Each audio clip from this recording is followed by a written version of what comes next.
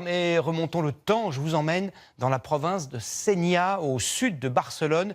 C'est là que se trouve la plus grande concentration d'oliviers millénaires au monde, plantés au temps des Romains. Ces arbres sont aujourd'hui en danger. Certains sont arrachés puis revendus à prix d'or à des particuliers. Charles Divot et Maxime Rousseau sont revenus de ce reportage éblouis. Imaginez que chaque contorsion, chaque torsade de cet arbre a nécessité des siècles pour se dessiner.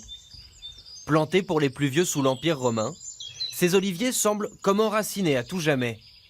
Des œuvres d'art de la nature qui atteignent parfois des dimensions impressionnantes. Regardez, si le tronc dépasse les 3,50 m de circonférence, alors c'est un olivier millénaire. Amador Pesset est le gardien de plus de 200 oliviers millénaires. Des arbres qui, s'ils pouvaient s'exprimer, raconteraient des siècles d'histoire. Tous ces arbres ont été plantés sous l'Empire romain. Ensuite, ce sont les musulmans qui les ont cultivés pendant l'invasion.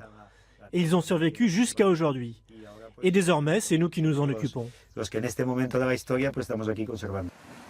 Nous sommes dans le territoire de la Sénia, où se trouve la plus grande concentration d'oliviers millénaires au monde, plus de 5000.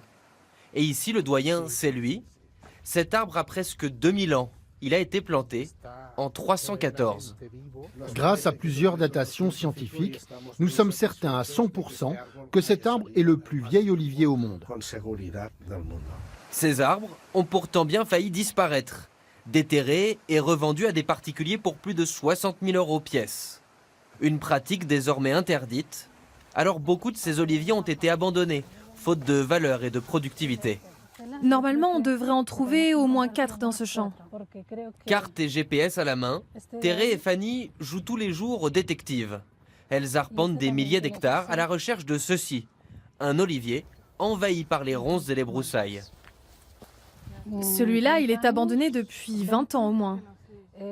Notre travail consiste avant tout à redonner vie à ces oliviers en mettant en contact les propriétaires des champs qui ont abandonné les arbres avec des agriculteurs qui, eux, souhaitent les cultiver et les sauver. Une fois recensé, l'olivier millénaire va pouvoir être élagué par les agriculteurs de la région. Un travail colossal. C'est un travail très difficile, mais une fois terminé, lorsque l'on voit l'arbre sauvé, on se dit que ça valait le coup. Il faut dire qu'une fois récupérés, ces arbres monumentaux valent de l'or. L'huile d'olive qui en est extraite s'exporte dans le monde entier. En une journée, je peux produire près de 800 bouteilles d'huile. Et presque toute ma production part à destination de l'Asie, vers le Japon, la Chine et Taïwan. Mais cette huile a un coût. Comptez 20 € pour une bouteille d'huile d'olive millénaire.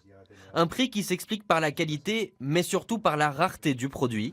Seulement 8000 litres extraits l'an dernier de ces arbres spectaculaires. Je vous retrouve tout de suite pour votre mag et pour la météo d'Evelyne Delia. Nous suivrons une formidable auxiliaire de puériculture. Sonia a inventé une méthode pour apaiser les nouveau-nés. Elle les baigne, elle les caresse et elle leur parle. A tout de suite dans un monde de douceur. Retrouvez toute l'info sur LCI, canal 26.